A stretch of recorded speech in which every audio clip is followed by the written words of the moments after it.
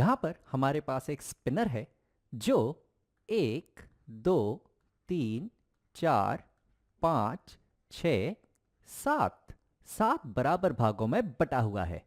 यानी कि जब ये स्पिनर को हम घुमाएंगे तो ये जो एरो है ये इन 7 समप्रायिक भागों में से किसी भी एक पर आके रुक सकता है।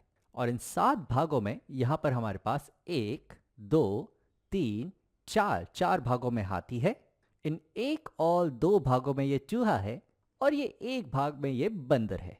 मैं ये जानना चाहता हूं कि अगर मैं स्पिनर को 210 बार घुमाऊं तो यदि हम स्पिनर को 210 बार घुमाएं तो अनुमान लगाएं कि कितनी बार हाथी आएगा।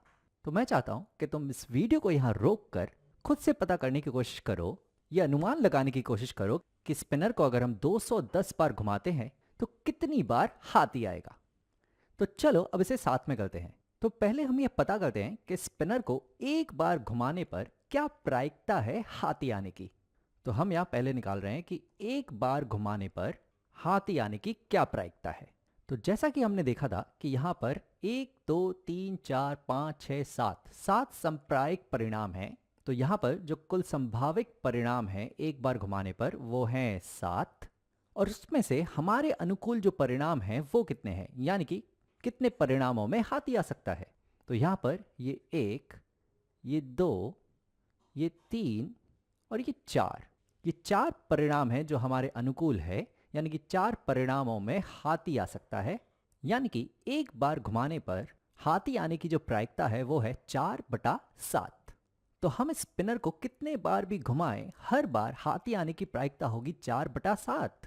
तो यदि इस स्पिनर को हम 210 बार घुमाएंगे तो उन हर 210 बार हाथी आने की जो प्रायिकता होगी वो 4/7 होगी। तो एक बार स्पिनर घुमाने पर अगर 4/7 बार हाथी आ सकता है तो 210 बार स्पिनर घुमाने पर 210 गुणा 4/7 बार हाथी आ सकता है।